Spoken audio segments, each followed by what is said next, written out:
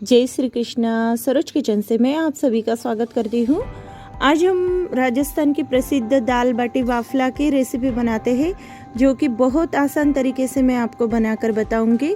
और ये बाफले इतने सॉफ्ट होते हैं कि बूढ़े लोग भी आराम से आसानी से इसे खा सकते हैं और खाने में बहुत ही टेस्टी लगते हैं और बनाने का तरीका भी बहुत आसान होता है। तो चलिए शुरुआत करते हैं आज हम दाल बाटी बाफला की ये बहुत ही प्रसिद्ध रेसिपी के लिए।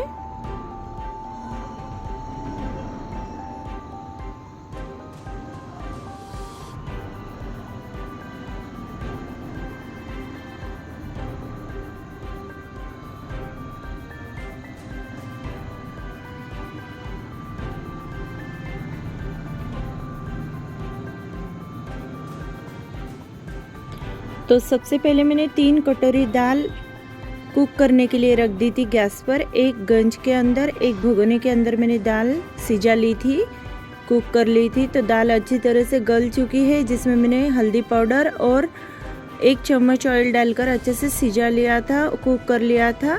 अब हम आटा लेते हैं। गेहूं का आटा मैंने 3 ग्लास लिया है। इस ग्लास के ज़रिए मैंने 3 ग्लास गेहूं का आटा लिया है। गेहूं के आटे के साथ हमें 1 गिलास सूजी लगेंगी। 3 गिलास को हम 1 गिलास सूजी डालेंगे। अब हम मोहन के लिए शुद्ध देसी घी लेते हैं, जो कि मैं इसे अच्छे से मेल्ट कर लेती हूँ, गरम कर लेती हूँ कढ़ाई के अंदर। आप चाहो तो सीधा इस तरह से भी घी डाल सकते हो आटे के अंदर, लेकिन थोड़ा सा मोहन डालने के टाइम ऑयल या घी गरम कर ले तो मोहन अच्छे से पड़ता है आटे के अंदर। तो देखिए इस तरह से हम अब इस आटे में कुछ मसाले डालेंगे।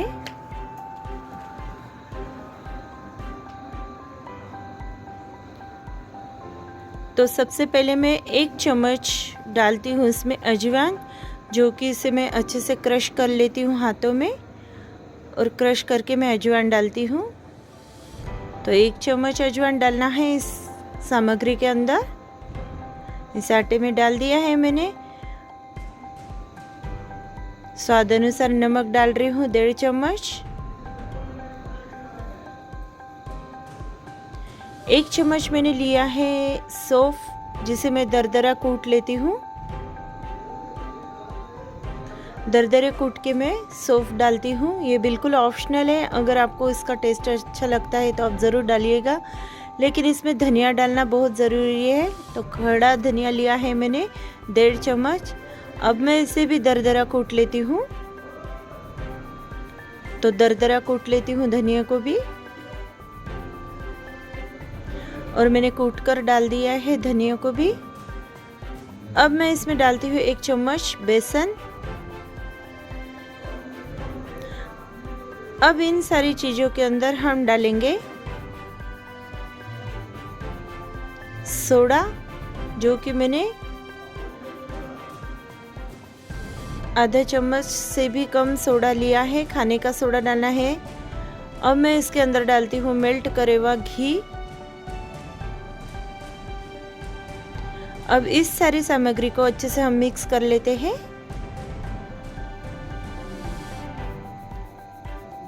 इस तरह से अच्छी तरह से हमें मिक्स कर लेना है।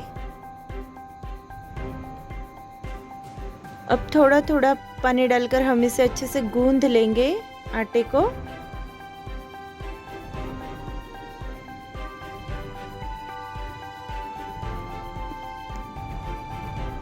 इस तरह से थोड़ा थोड़ा पानी डालकर मैं अच्छे से गूंद लेती हूँ आटे को।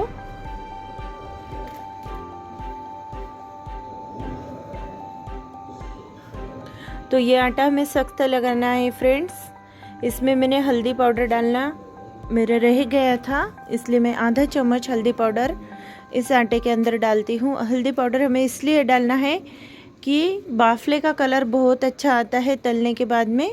हम जब फ्राई करते हैं तो बाफले का कलर और ज़्यादा अच्छे से निखर कर आता है, इसलिए हम हल्दी पाउडर डालते हैं। तो ये हमें डव लगाना है आटे का, थोड़ा सा हम सख्त लगाएंगे। जैसे हम रोटी के लिए आटा लगाते हैं उस तरह से नरम वाला हमें आटा नहीं गूंदना है। हम थोड़ा सा इसे कड़क गूंदेंगे, जिससे हमारी बाटी बहुत अच्छी बनेगी।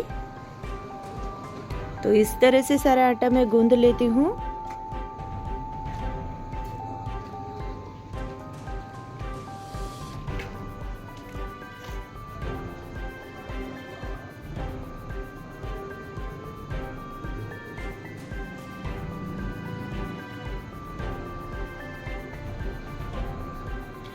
तो इस तरह से धीरे धीरे करके मैंने पूरा आटा अच्छे से गूंद लिया है। दाल बाटी के लिए हमारा परफेक्ट अगर आटा गूंदे गया तो बाटी बहुत अच्छी बनती है, बाफले इसके बहुत ही बढ़िया बनते हैं। तो कुछ ट्रिक्स और टिप्स यहाँ पे याद रखना चाहिए कि आटा सख्त ही लगना चाहिए, इसमें मोन डालना बहुत ज़रूरी है। और कुछ मसाले जो मैंने इसमें डालने के लिए बताए हैं वो ज़रूर आप डालिए, जिससे हमारे बाफले बहुत ही बढ़िया बनते हैं।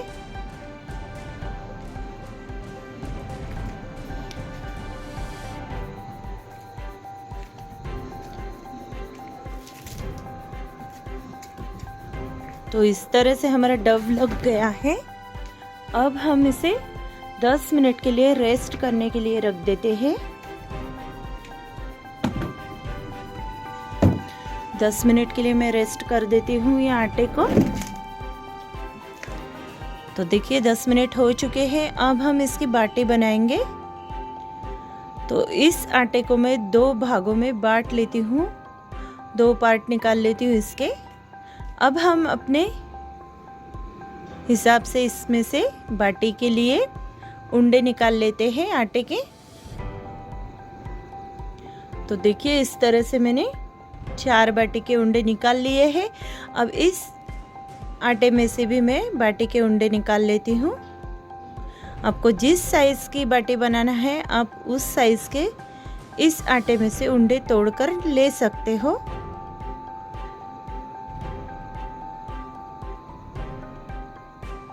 तो देखिए इस तरह से बाटी हाथों में लेकर मैं अच्छी तरह से, देखिए इस तरह से हमें बाटी बनाना है।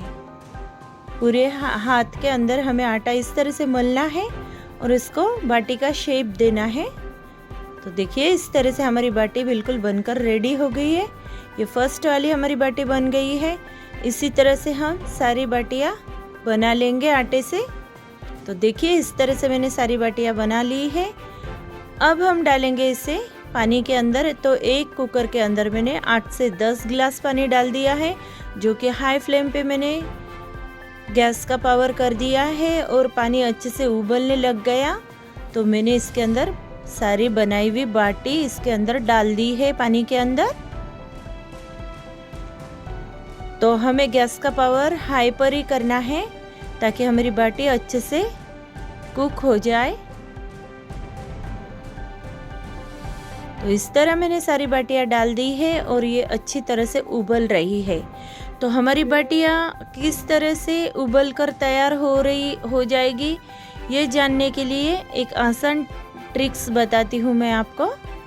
जैसे हम बाटी डालते हैं पानी के अंदर तो बाटी जाके तले से लग जाती है, नीचे जाकर बैठ जाती है।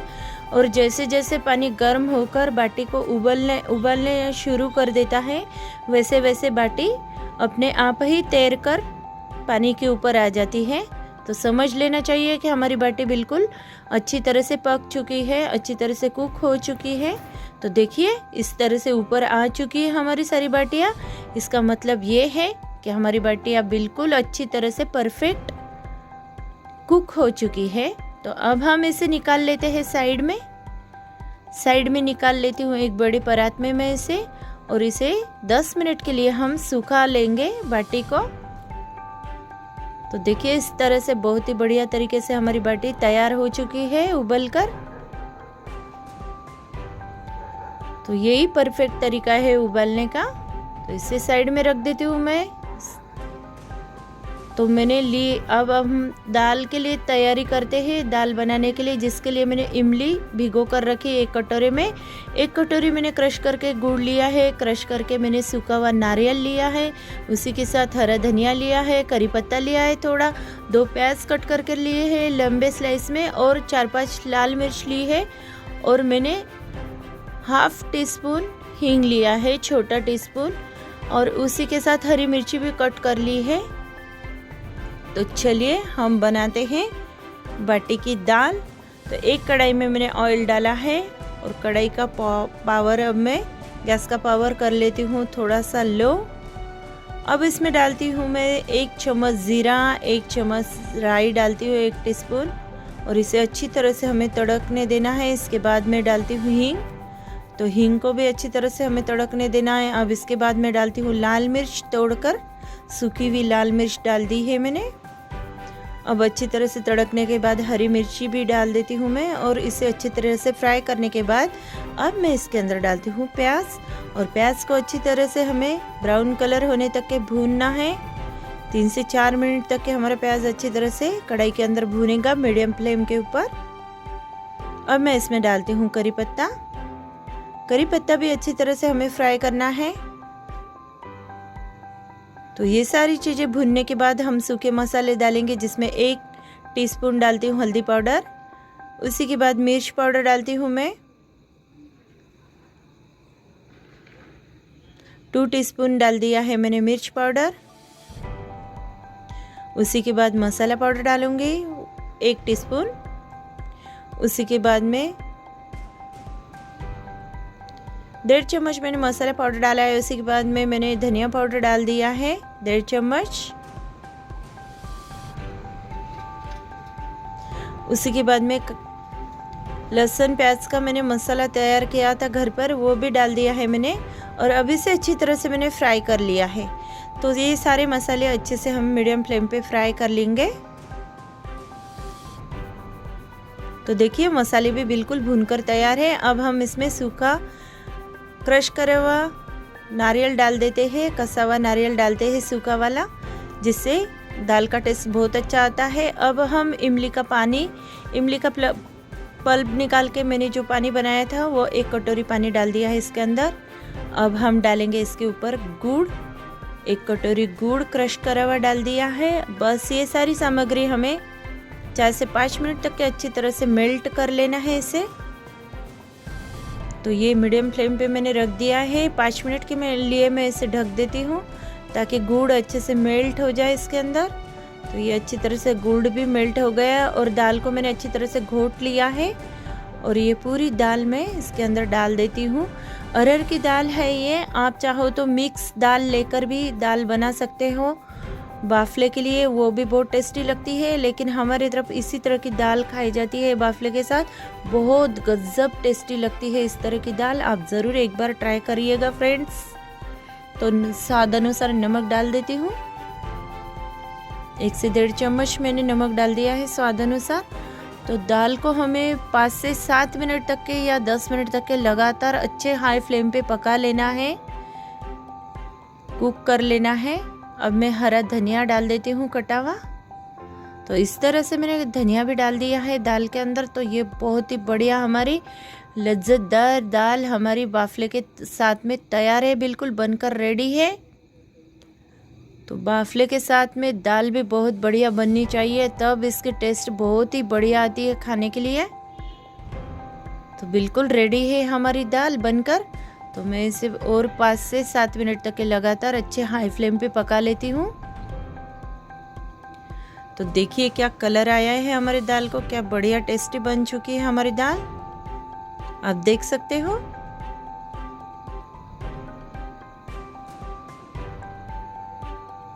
तो इसी तरह हमारी ये बहुत ही बढ़िया दाल बनकर रेडी है। तो ये उबल भी चुकी है अच्छी तरह से। अब हम दाल को रखते हैं साइड में। एकदम परफेक्ट दाल बनकर रेडी है। अब हम इसे साइड में कर देते हैं। अब हम बनाना शुरू करते हैं बाफले।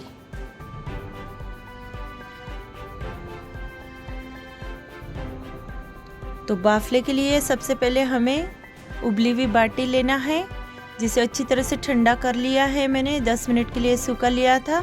अब इसे 2 पार्ट में मैंने इसे कट कर लिया है। अब हमें और 2 पार्ट में इसे कट करना है। ऐसे हमें 4 पार्ट के अंदर बाफले कट कर लेना है चाकू से। देखिए इस तरह से हमारे बाफले कट हो गए। इसी तरह से मैं सारी बाटी इस तरह से कट कर लेती हूँ। बहुत आसानी से चाकू से कट हो जाती है। इस तरह से हमें कट करना है। और इसे ठंडा होने के बाद में ही हमें कट करना है ताकि आसानी से कट हो जाती है ये। और इन बाटी को थोड़ा हमें हवा में सुखाना भी चाहिए, जैसे 10 मिनट के लिए अलग रख देना है पानी में से निकाल कर। तो देखिए इस तरह से छोटे छोटे पीस करना है हमें बाफले के। इसी बाफले को फ्राई करके हम बहुत ही बढ़िया चूरमा भी बना सकते हैं, लेकिन वीडियो काफ़ी बड़ी हो जाएंगे इसलिए मैं चूरमा की रेसिपी आज नहीं बताऊंगी। तो देखिए इस तरह से मैंने सारे बाफले कट कर लिए हैं। एक कढ़ाई में मैंने ऑयल डाल दिया है। तो हमें गैस का पावर मीडियम टू हाई रखना है ताकि हमारे बाफले बहुत ही अच्छी तरह से कुक हो जाए, बहुत ही अच्छे से हमारे फ्राई हो जाए बाफले। तो इस तरह से मैं बाफले डालती हूँ। हम पहले बैचेस निकाल लेते हैं बाफले की। इसे बहुत अच्छी तरह से हमें फ्राई करना है। कम से कम हमें फ्राई करने को इससे 5 से 10 मिनट लगातार लगेंगे। तो इस तरह से सारे बाफले मैंने डाल दिए हैं कढ़ाई के अंदर। ऑयल अच्छी तरह से गर्म कर लेना है हमें, और गरम गरम ऑयल में ही बाफले फ्राई करना चाहिए। तो इस तरह से बहुत ही बढ़िया तरीके से हम बाफले फ्राई कर लेते हैं। बस 5 मिनट हमें बाफले इसी तरह से उसके अंदर रहने देना है। उसके बाद में हम इसे उलट पलट कर लेते हैं ताकि बाफले सब तरफ से अच्छी तरह से फ्राई हो जाए।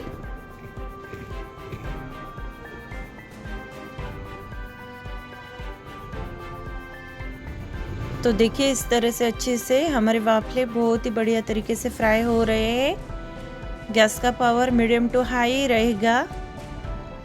लो फ्लेम पे हमें बिल्कुल फ्राई नहीं करना है बाफले को, यही फ्लेम पे करना है। हाई टू मीडियम फ्लेम पर ही रहेगा हमारा गैस का पावर, ताकि अच्छी तरह से हमारे बाफले अंदर तक के अच्छे से पक जाए, अच्छे से फ्राई हो जाए।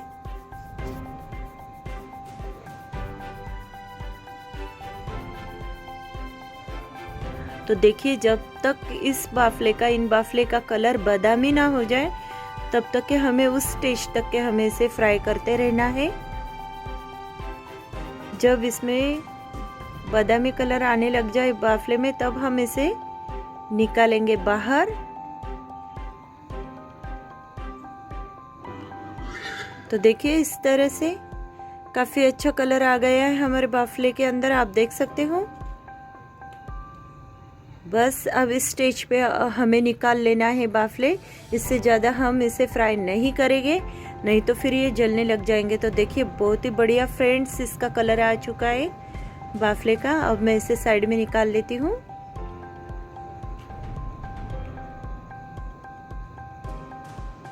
तो ये देखिए आप देख सकते हो कितना सुंदर कलर आ गया है बाफले का।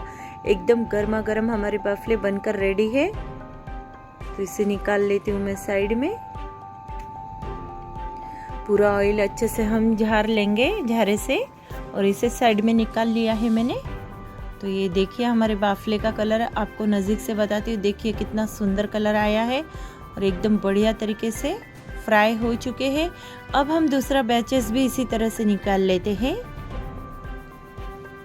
इसे भी मैं डाल देती हूँ कढ़ाई के अंदर।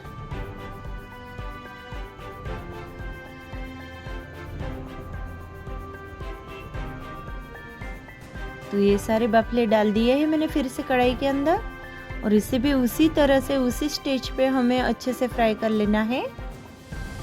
तो आपको मैं एक बाफला तोड़कर बताती हूँ। देखिए कितना सॉफ्ट और कितना बहुत ही बढ़िया बन चुका है। देखिए आपको तोड़कर बताती हूँ, एकदम रुई की तरह हमारा बाफला नरम बन चुका है। इसे बच्चे भी आसानी से खा सकते हैं और बूढ़े भी बहुत ही आसानी से खा सकते हैं। इतने नरम बन चुके हैं, खाने में बहुत ही टेस्टी लगते हैं। इस तरह से हमारे बाफले बनकर तैयार हो चुके हैं, आप देख सकते हो।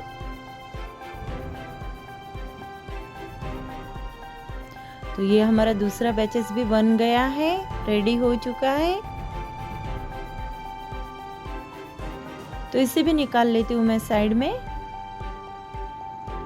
बिल्कुल ये स्टेज पे पूरी तरह से अच्छे से फ्राई हो चुके हैं।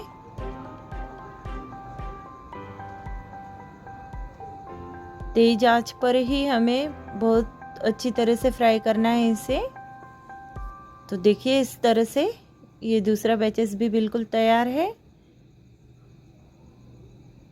इस तरह से ये वाला भी मैं आपको तोड़कर बताती हूँ। देखिए ये भी बहुत ही बढ़िया तरीके से बन चुके हैं हमारे बाफले।